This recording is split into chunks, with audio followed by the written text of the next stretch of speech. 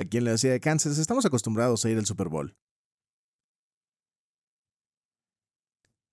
Ustedes, los fanáticos de los Raiders, no lo entenderían. ¿Alguna vez has estado en una fiesta del Super Bowl y terminaste al lado de alguien que ni siquiera le gusta el fútbol? Estás sentado ahí, el juego está a punto de empezar y dices, hombre, necesitamos que Mahomes tenga un buen juego. Y dicen, ¿quién es Mahomes? Ah, es el tipo de los comerciales de Allstate. Me encantan esos. Y dices, no, ese no es él, es el mariscal de campo. O dices, vamos, Kelce, danos 10 atrapadas, 100 yardas, un touchdown o dos.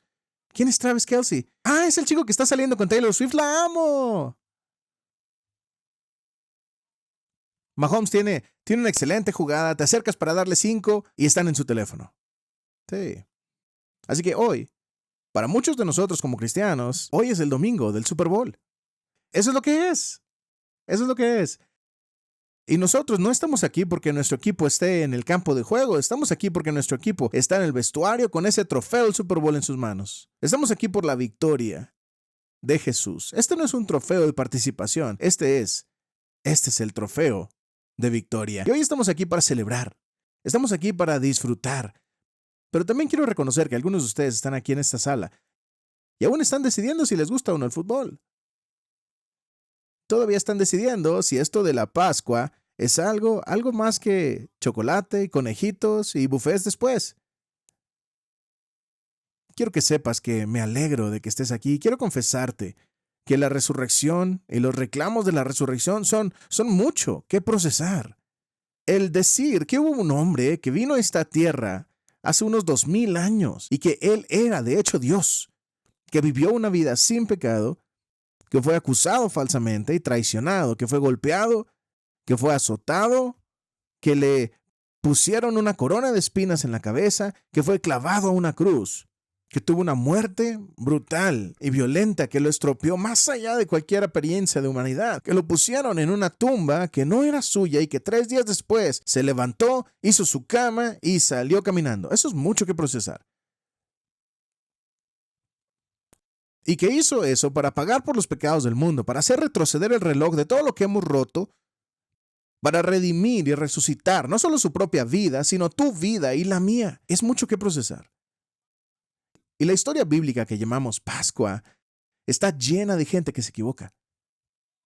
Llena de gente que se equivoca. Hay una señorita llamada María y ella amaba a Jesús. Ella creía en Jesús. Ella creía que Él era el Mesías. Cuando Él lo dijo, ella lo tomó al pie de la letra. Ella es la primera que aparece a la tumba vacía. Y cuando ella llega allí, ella cree que el cuerpo de Jesús fue robado. ¿Qué? María, la gente corre por ahí robando cadáveres. ¿De qué estás hablando? ¿No recuerdas lo que dijo Jesús? De hecho, hay un ángel que está sentado allí. ¡Un ángel! Él dice, ¿qué onda, María? Y ella le dice al ángel, robaron el cuerpo de Jesús. Y el ángel le dice a ella, María, ¿no recuerdas lo que dijo Jesús? Y ella no lo hace. Ella no recuerda. Cuando ve a Jesús, la Biblia dice que cree que es el jardinero. La resurrección es mucho que procesar. Hay mucho que procesar. Pedro, el hombre que dentro de un par de meses se convertirá en una figura central en la iglesia primitiva, uno de los apóstoles sobre el cual se asienta la iglesia del Nuevo Testamento. Quiero decir, este tipo lo entiende. Él llega a la tumba vacía, ve las vendas de lino, ve la piedra quitada y simplemente no puede entenderlo. Él simplemente camina de regreso a su casa como, no sé qué está pasando. Hay 2 chicos que dan un paseo con Jesús después de la resurrección. Caminan un par de millas, están parados al lado de Jesús y no lo reconocen. La resurrección tiene mucho que procesar. No podrías meter más malentendidos en un par de párrafos en esta historia si lo intentaras. Y si alguien estuviera inventando esta historia de resurrección ahora, generaciones después, permítanme sugerirles que deberían haber trabajado más duro para ocultar toda la confusión. Quiero decir, si esto es un ajetreo y esto es una estafa, si esto está tratando de hacerte creer algo que categóricamente es falso, entregar tu vida a algo que es categóricamente falso, no tiene sentido que la Biblia retrate esta historia como lo hace. Más particularmente, no tiene sentido decir que después de que Jesús resucitó, se levantó, se quitó su traje fúnebre, lo dobló cuidadosamente, hizo su cama y salió. Ese detalle no es relevante, a menos que seas padre de niños pequeños y entonces estás emocionado. Por eso, sí. ¿Por qué nos cuentas eso? No tiene sentido el explicar que los discípulos, un par de días después, mientras Jesús estaba a la orilla del mar preparándoles un desayuno, mira hacia la orilla del mar y dice, ¿quién prepara el desayuno? No tiene sentido. Si esto es un ajetreo, si esto es un engaño, si esto es una farsa, ¿por qué explicar la confusión? Y por último, señoritas, las amo. Pero no lo haríamos. No habríamos usado señoritas como los testigos principales de la historia, porque en esta cultura las señoritas estaban tan bajo en el tótem que ni siquiera se les permitía dar testimonio en el tribunal. Tu palabra no significaba nada. Entonces, ¿por qué? Si esto es un ajetreo, ¿por qué es María la primera en llegar a la tumba? Quiero decir, vamos a tener como un político o alguien poderoso, alguien que diga, si ellos creen, tú debes creer. No hicimos eso. Es María. Y estoy aquí para decirte que su confusión es una señal de autenticidad. Que la Biblia realmente no está intentando probarte que la resurrección es verdad. Está tratando de descubrirte lo que pasó el domingo de resurrección. Y los primeros cristianos no estaban preparados para lo que pasó. No podían entenderlo. No tenían el idioma para ello. Aman a Jesús, le creyeron a Jesús, habían seguido a Jesús. Pero la resurrección es mucho que procesar. ¿Y si ellos estaban confundidos? ¿Y si la Biblia resalta su confusión? Entonces estoy aquí para decirte que creo que es justo que estés confundido. Creo que es justo que si estás aquí hoy y solo estás aquí porque te sobornaron con papas con queso y jamones tras el servicio,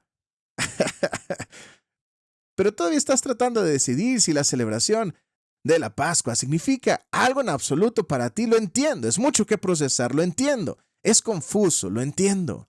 ¿Cómo encajo esto dentro de mi vida?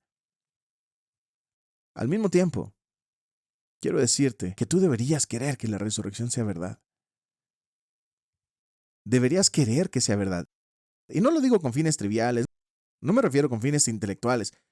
Quiero decir porque la Biblia es muy clara de que la resurrección no es, escúchame, no es un día para celebrar. Lo celebramos como un día en nuestra cultura. Esa no es la forma en que la Biblia lo habla. No es un evento con el cual estar de acuerdo. Si puedo mover tu mente para que estés de acuerdo conmigo que la resurrección ocurrió, déjame decirte, no te bendecí de ninguna manera o forma. Estar de acuerdo en que la resurrección sucedió a un nivel intelectual no es el objetivo de la Pascua. La Biblia es clara de que la resurrección no es un evento, no es una idea, no es un día, es una experiencia que tener. Romanos 8, verso 11. Si el espíritu de aquel que levantó de los muertos a Jesús mora en vosotros, el que levantó de los muertos a Cristo Jesús vivificará también vuestros cuerpos mortales por su espíritu que mora en vosotros. La Pascua no es simplemente una gran idea porque sucedió. Escúchame, ese no es el remate. Que haya sucedido no es el punto. Que siga sucediendo, ese es el punto.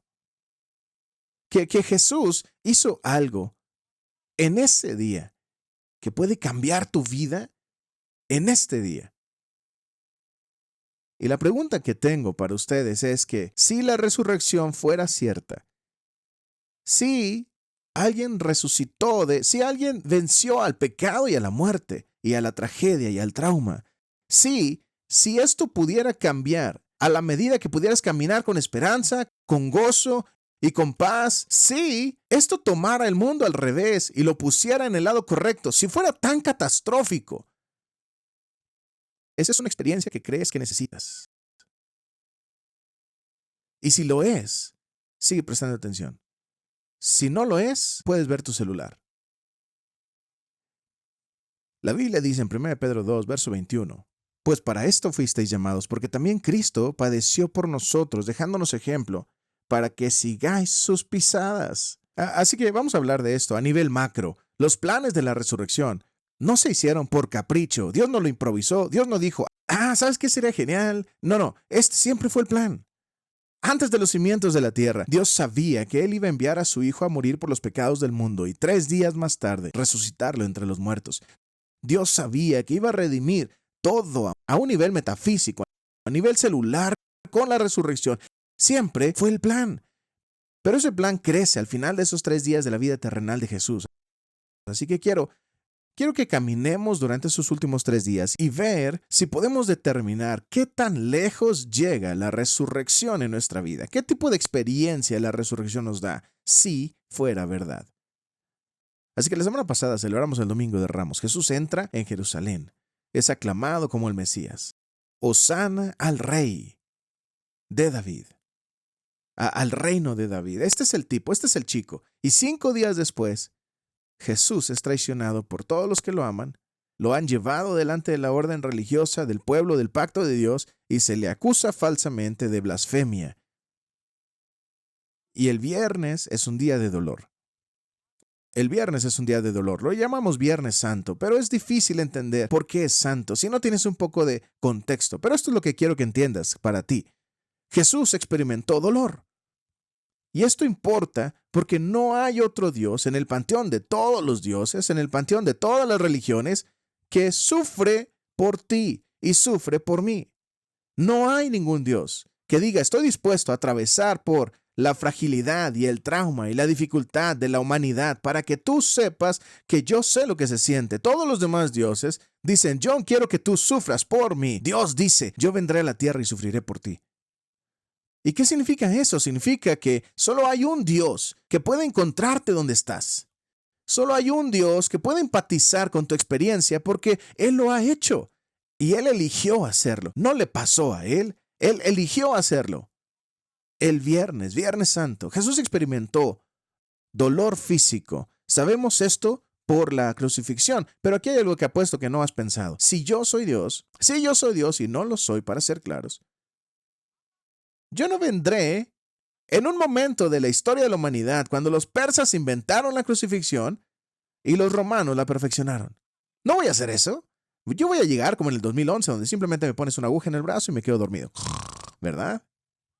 No voy a venir en un momento en que morir por los pecados del mundo sea así de humillante y sea así de espantoso y así de violento. No quiero venir para ser humillado. Solo ponme una mascarilla en la cara y me voy a quedar dormido y pagar por los pecados del mundo.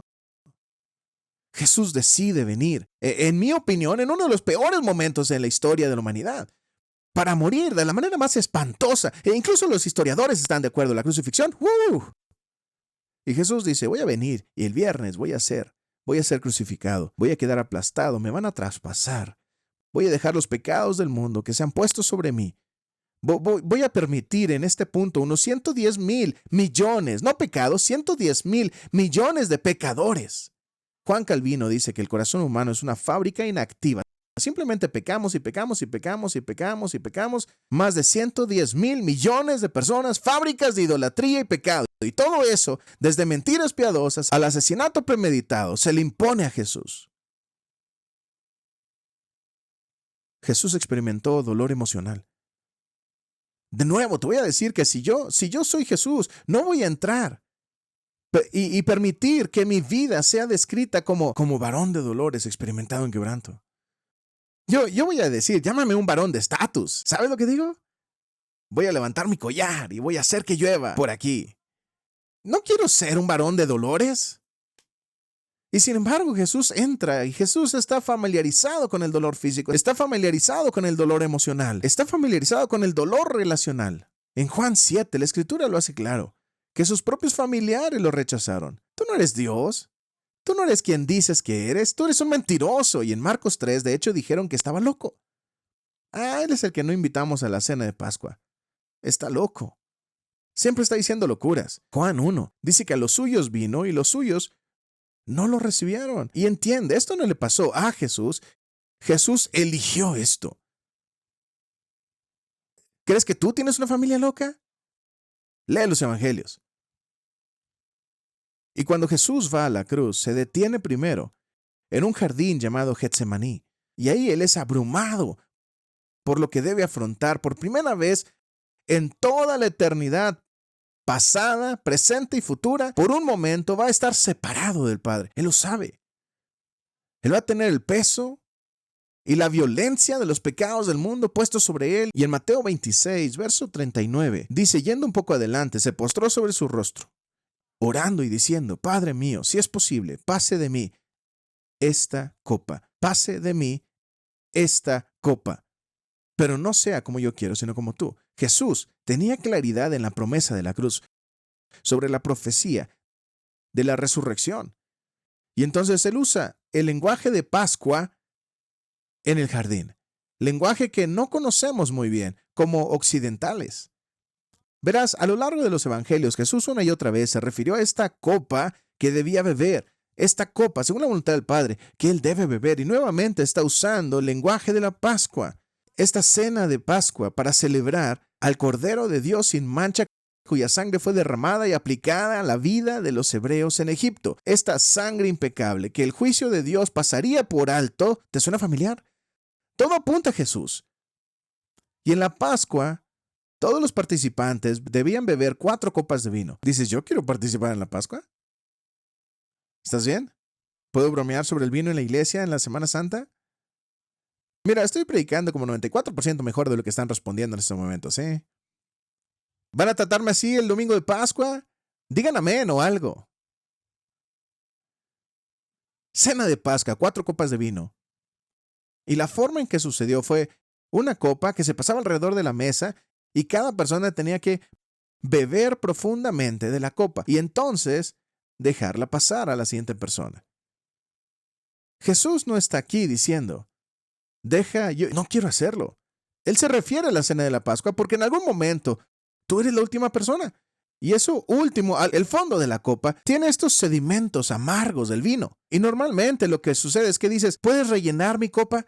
Pero Jesús está diciendo, Padre, si fuera tu voluntad, déjame a mí beber. No dejes que esta copa pase, déjame beberla hasta el fondo y que no pase la siguiente persona.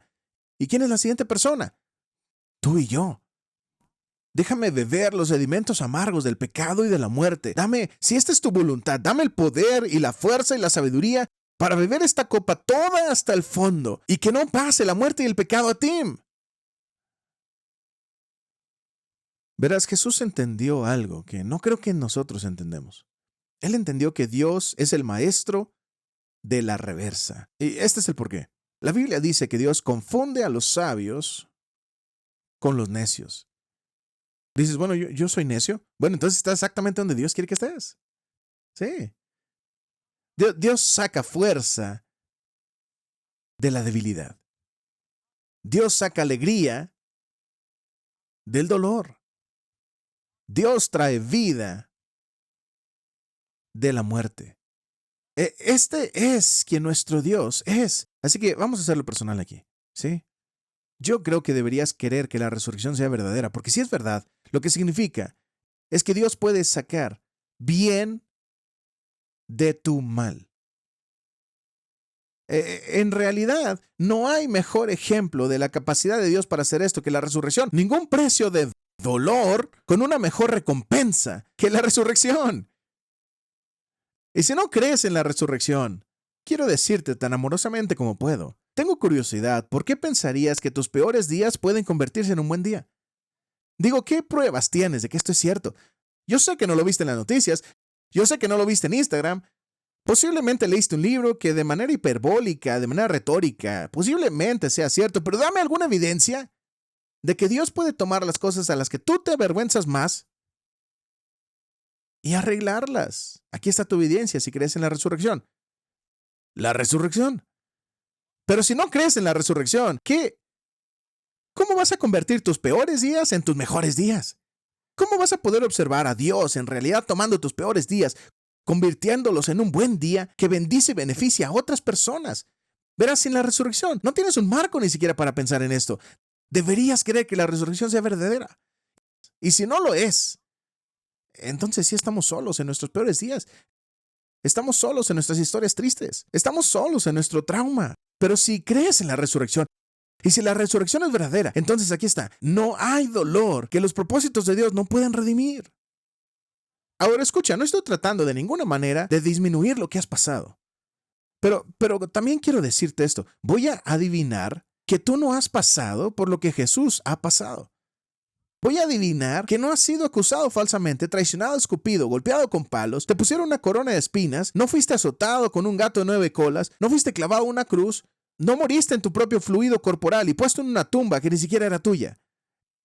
No estoy diciendo que no hayas pasado cosas grandes, solo digo que probablemente esté un poquito por debajo de eso. Y si Dios puede tomar esta horrible, violenta acusación de traición y muerte, y hacerlo para la bendición del mundo, entonces, ¿qué puede Él hacer con lo que tú pasaste? ¿Qué puede Él hacer con tu dolor? No hay dolor que Dios no entienda. Es un hombre de dolores. No hay nada por lo que tú pases que Dios diga, ¿qué se sentirá eso? ¿Qué dice David? Aunque ande por el valle de sombra de muerte, no temeré mal alguno. ¿Por qué? Porque tú estás conmigo. Porque tú conoces este viaje, porque tú eres más grande que este viaje. No hay dolor que Dios no entienda. Y no hay dolor, no hay tristeza, no hay herida que sea más grande que Dios. Y si crees en la resurrección, tú crees con autoridad. Romanos 8. Y sabemos que a los que aman a Dios, todas las cosas les ayudan a bien. Esto es a los que conforme a su propósito son llamados. Y dirás, Tim, ¿cómo puedes creer esto? Porque yo creo en la resurrección. Día 2 es un día de confusión. El día 1 es el día del dolor. Día 2, el sábado, es un día de confusión. Imagínense ser los discípulos. La confusión lo expresa suavemente. Recuerden, Jesús caminó junto a ellos mientras pescaban. Les dijo, tiren las redes y síganme. Y lo hicieron. Y durante 3 años siguieron a esta persona alrededor. Al Mesías, al Rey. Creían a un nivel tangible, a un nivel sacrificial. Y ahora está muerto. ¿Y ahora qué? Y están dudando en todo, sobre todo. Estaban tan confundidos que olvidaron todo lo que Dios dijo. Recuerden, Jesús les había dicho, yo voy a sufrir y morir y voy a resucitar. Jesús les había dicho, derriben este templo y en 3 días lo voy a levantar otra vez. Jesús había dicho muchas veces, esto va a pasar. ¿Y cuando sucedió? Estaban tan confundidos que lo olvidaron. Y nosotros también, por cierto. Cuando estás pasando por una confusión y dudas, tiendes a olvidar las promesas de Dios, ¿no? Sí. Estaban tan confundidos que comenzaron a dudar de sus creencias más fundamentales. ¿Recuerdan a mi amigo Tomás el incrédulo? Qué fastidio para Tom, ¿verdad? Quiero decir, en el cielo, él no va a ser Tom, él no va a ser Tommy. ¡Hey! ¿Qué tal, Tomás el incrédulo? ¿Pero qué pasó con el incrédulo Tomás?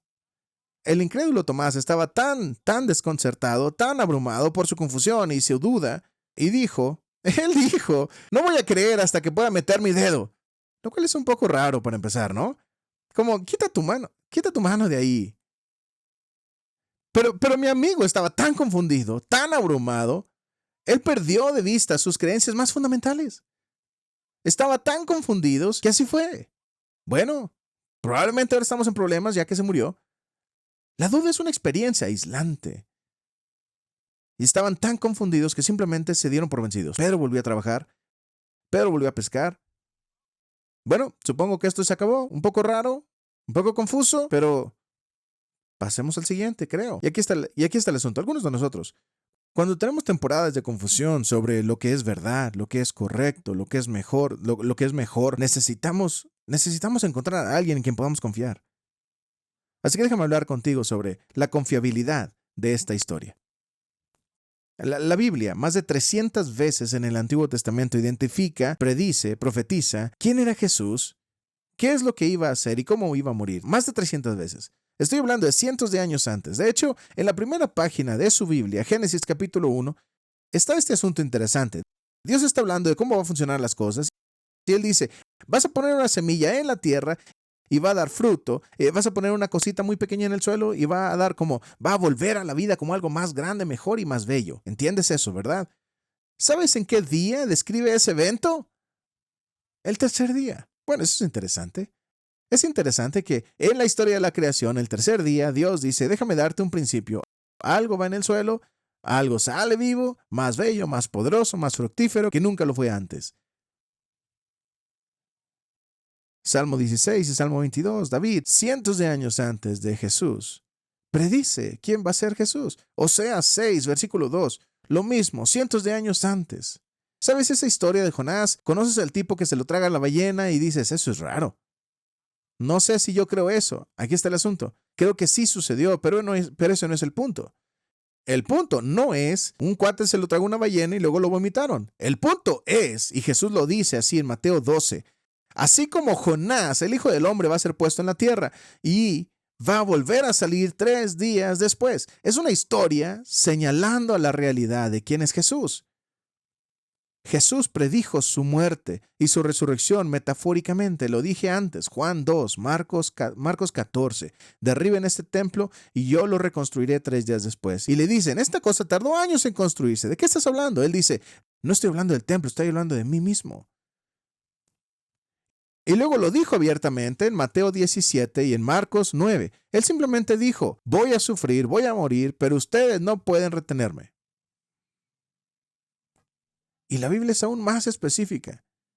En 1 Corintios 15, dice que si Cristo no resucitó, ese es el apóstol Pablo, vuestra fe es vana.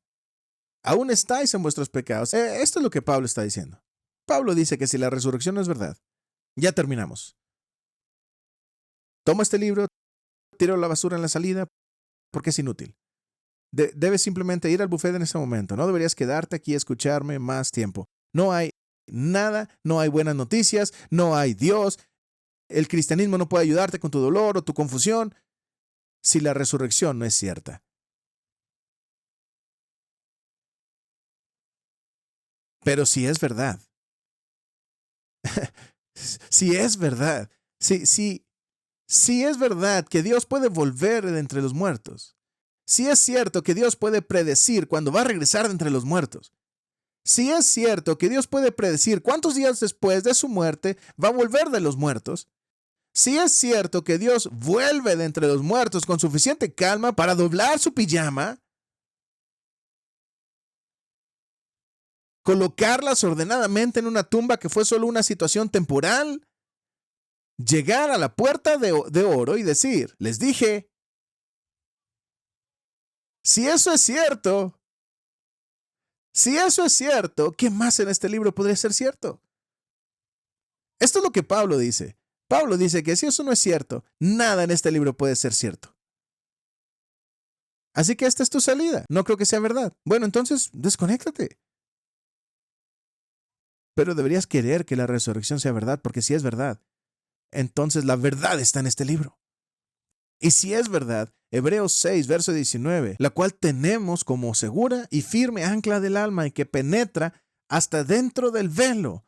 ¿Sabes? Es el lugar donde nadie más puede llegar más que tú. Donde Jesús entró por nosotros como precursor, hecho sumo sacerdote para siempre. Así que vamos a empezar aquí. Si la resurrección no fuera cierta, no tienes que preocuparte por nada más de lo que está aquí. No tienes que preocuparte por el arca, no tienes que preocuparte por Jonás y la ballena, no tienes que preocuparte por Abraham e Isaac en la montaña, no tienes que preocuparte por Goliat, no tienes que preocuparte por nada. Si la resurrección no fuera cierta, el resto es basura. Pero si la resurrección es cierta, y si Dios la predijo cientos de años antes, y si en medio de tu confusión y tu dolor puedes tener un Dios que te diga la verdad y que es una fuente confiable, bueno, eso cambia todo. Eso cambia todo. Y quiero decirte, quiero ayudarte hoy. Yo tengo la resurrección. Yo creo en la Biblia debido a la resurrección. Si no crees en la resurrección, por favor, escúchame. Dime, ¿en qué vas a confiar? Que no sea solo una esperanza, un deseo. Tú puedes decir que el eje de mis creencias es endeble. La resurrección. Solo te estoy preguntando que me digas dónde está el tuyo. Porque yo sé que no es el dinero, ¿verdad? Sería una locura si tu esperanza estuviera en el dinero. Estoy seguro, por supuesto, que no es lo que pasa en la capital, ¿verdad? Digo, hermana, por favor, alguien. ¿Allí está tu esperanza? ¿Que la próxima persona que sea elegida? Yo sé que no es una dirección o un auto o un símbolo de estatus. Yo sé que no estás basando la salud y la bendición de tu vida en eso, ¿verdad? Porque todas esas cosas, en el mejor de los casos, en el mejor de los casos, no son dignas de confianza. Deberías querer que la resurrección fuera verdad, porque si lo es, tengo muchas bendiciones en este libro. Por último, es el día de la resurrección. Viernes, día de dolor. Sábado, día de confusión. Domingo, es el día de una nueva vida. Es el día de la resurrección. Tim Keller dice que la resurrección fue realmente una manifestación milagrosa del poder de Dios. Pero no deberíamos verlo como la suspensión del orden natural. Lo que está diciendo es, no es como que Dios cambió la forma en que funciona el mundo para que Jesús pudiera deslizarse bajo el alambre y resucitar. Eso no es lo que pasó en la Pascua. Él dice, en realidad es el comienzo de la restauración del orden natural del mundo. El mundo como Dios quiso que fuera comenzó en la resurrección. La resurrección significa no solo que los cristianos tienen una esperanza para el futuro, sino que tenemos una esperanza que viene del futuro. El mensaje sorprendente de la Biblia es que cuando Jesús resucitó, trajo el reino futuro de Dios al presente. En el futuro, Dios no solo traerá el cielo a la tierra, sino que también pondrá fin a la muerte. Esto es lo que decimos en la iglesia. Si tú entregas tu vida a Jesús y naces de nuevo, vas a tener, ¿qué? Vida eterna. Cuando exhales tu último aliento, puedes tener la seguridad de que entrarás en la eternidad, que vivirás para siempre. ¿Alguna vez has pensado por qué eso puede ser verdad? Porque la resurrección es verdad. Escucha, si Dios no puede vencer el pecado una vez, no puede derrotar el pecado por toda la eternidad para ti. Si la resurrección no fuera cierta, la vida eterna es una broma. Pero sí, la resurrección es verdad. Oh, wow, entonces la vida eterna, ¿en realidad sí existe? La resurrección no significa que Él pudo hacerlo solamente allí. La resurrección significa que Él puede hacerlo ahora. La resurrección significa que si Él pudiera hacerlo entonces, Él puede hacerlo hoy para ti. Significa que la vida eterna y cuando tome mi último aliento físico, sigo siendo un ser eterno en la presencia de Dios y tengo vida por toda la eternidad, porque eso es lo que el reino de Dios es. Entonces, ¿qué hace la resurrección? Trae esa promesa futura al presente. El cristianismo es la única religión en el mundo basada en un día. Eso es todo. Esto es todo. ¿Quieres saber sobre el cristianismo? Estudia la Semana Santa. Nuestro día no es el viernes, no es un día de dolor. El dolor sucede. El domingo es la resurrección de ese dolor. Nuestro día no es el sábado, un día de confusión. La confusión sucede. El domingo es la certeza para esa confusión. El domingo es nuestro día. Y quiero que hagas de esto personal. Quizás estés viviendo en una temporada de viernes. Dolor, lucha, presión, depresión, trauma, tragedia. Y es posible que estés viviendo en una temporada de sábado. Confusión, duda. ¿Y dónde es arriba? ¿Y a dónde voy? ¿Cuál es el paso correcto? Y el mensaje de la Pascua es, estás a un amanecer de distancia de un tipo de vida completamente nuevo. Estás a un amanecer de que tu vida se dé la vuelta. ¿Por qué? Porque no hay muerte que el poder de Dios no pueda resucitar. Escucha, Dios puede resucitar tu pasado. Escucha, si Él puede resucitar a Jesús entre los muertos, ¿tú crees que Él puede hacer algo con respecto a tus malas decisiones? Jesús puede resucitar tu desesperanza. Piensa en la desesperanza de los discípulos el sábado. Si Jesús puede estar muerto y el fondo puede caerse de ellos y luego Él puede levantarse de nuevo, es un mundo completamente nuevo. ¿No crees que Dios puede encontrarte en tu desesperanza? Dios puede resucitar tu falta de gozo. Escucha, algunos de ustedes ahora no están disfrutando la vida, no están disfrutando la relación, no están disfrutando a Dios. Y si Dios puede hacerlo por ellos, Dios puede hacerlo por ti. Si Dios puede vencer el pecado y la muerte, no hay nada que puedas enfrentar que tenga una oportunidad ante Él. Sí, la resurrección es verdad. Y tú deberías querer que la resurrección sea verdad. Deberías querer que la resurrección sea verdad, porque si lo es, significa que el pecado y la muerte y todas sus implicaciones no tienen la última palabra. Significa que tu peor día no es tu legado. Significa que tus tiempos de duda, que hay una verdad en la que puedes confiar. Significa que cuando vives esta vida y llegas al final de ella, no tienes que tener miedo, porque el domingo de resurrección, Dios ya derrotó a ese abusivo llamado muerte.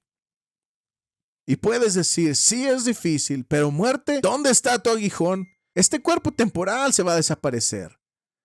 Tengo una vida eterna en Jesús. Cuando entraste, te entregaron una tarjeta. Me gustaría que la saques en este momento. Por favor, todos saquen esa tarjeta. Si no consiguieron una cuando entraron, por favor, levanten la mano. Este es un momento importante para nosotros. Es un momento importante para ti. Así que incluso si tú crees que sabes lo que viene, si eres un miembro de Graceway, por favor haz esto. Por favor, da un buen ejemplo a nuestros huéspedes. Bien, quiero que te lleves todo lo que oíste de mí el día de hoy. Todo lo que espero que el Espíritu Santo te esté diciendo, y déjame hablar contigo personalmente.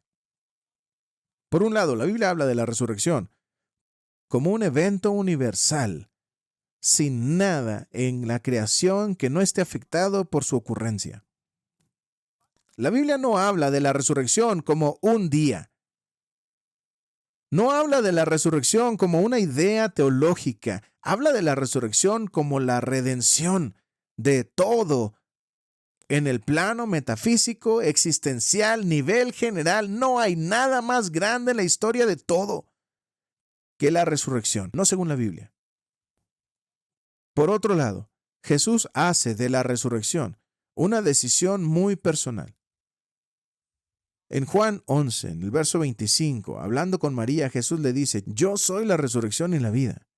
El que cree en mí, aunque esté muerto, vivirá. Y todo aquel que vive y cree en mí, no morirá eternamente. Y aquí está la pregunta. ¿Tú crees esto? No importa lo que yo creo. No importa. Ni siquiera importa en realidad lo que la Biblia dice. ¿Tú crees esto?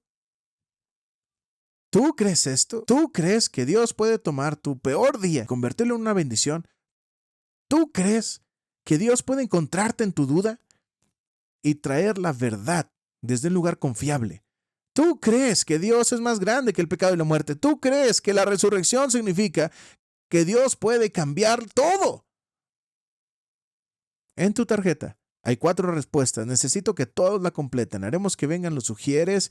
Se las van a pasar a su derecha, mi izquierda. Ahí está. Aquí están las respuestas. A. Ya tengo una relación con Jesucristo. Entré aquí como seguidor de Jesús, salgo de aquí creyendo en la resurrección como seguidor de Jesús. Si ese eres tú, quiero que marques la A. B. Hoy estoy aceptando o volviendo a comprometer mi vida a Jesús como mi Salvador. Entré aquí apartado de la relación con Dios o habiéndome desviado de mi relación con Dios y salgo de aquí comprometiéndome nuevamente o por primera vez entregando mi vida a Jesús. Te dije cuando empezamos, hemos orado por tu asiento. Hemos orado por el suelo en el que pisas. La taza de la que estás bebiendo, hemos orado por ella. Esto es lo que oramos. Que Dios tome cosas muertas y les haga vivas. Que Dios tome cosas sin esperanza y les dé esperanza. Que Dios tome cosas sin gozo y les dé gozo. Que Dios tome a la gente perdida, apartados de Dios y los traiga a casa. Y si eso te pasó el día de hoy, quiero que marques B. C. Estoy abierto a hacer que Jesús sea mi Salvador, pero necesito algo de tiempo. Y me gusta eso, con una pequeña salvedad. Por favor, comprende que no sabes cuánto tiempo tienes. La Biblia dice que no tengas confianza por el mañana. Todos conocemos gente que condujeron a casa pensando, esto es lo que voy a hacer la próxima semana, y nunca llegaron allí. Y no lo digo por ser raro ni por hacerte sentir culpa, solo lo digo por la realidad de que tu vida es como un vapor, aquí hoy y mañana se va. Así que si necesitas más tiempo, hazlo rápido. D. Es nunca planeo hacer a Jesús mi Salvador. Y me encantan los letras D. Me encantan. Me encanta la honestidad. Me encanta la claridad. Con una advertencia. Hace 2 años hicimos esta encuesta y dije cuando llegué a la letra D, si marcas la D, todo lo que estás diciendo es por favor, ora que Dios me salve a pesar de mí. Sí. Y te diré lo mismo a ti. Si ahí es donde estás, quiero que marques la D. Sea honesto. Sea auténtico. Sea sincero. Hace 2 años una señorita estuvo aquí en esta sala por primera vez. Ella marcó la casilla D y le dije, te está registrando para que oremos tu nombre ante el Dios Altísimo. Te está registrando para que te nombremos y pidamos a Dios que te salve. Hace 3 meses la bautizamos.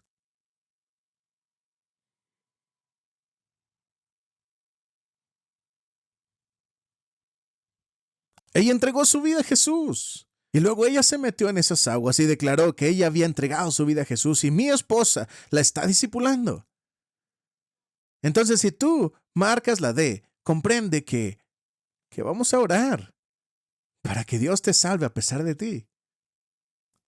Los siguientes 3, o los próximos pasos para ti, especialmente si marcaste la B, quiero bautizarme, necesito ir a la pista de crecimiento y necesito ser discipulado. Te voy a dar 30 segundos, quiero que hagas negocios con Dios. Escucha, ya sabes dónde estás, solo necesito que lo marques. Ujieres, voy a pedir que vengan y recojan todas las tarjetas. Este es un momento santo para ti, entre tú y Dios, para decir, aquí es donde estoy contigo. Esto es lo que pienso sobre la resurrección y tus reclamos sobre mi vida.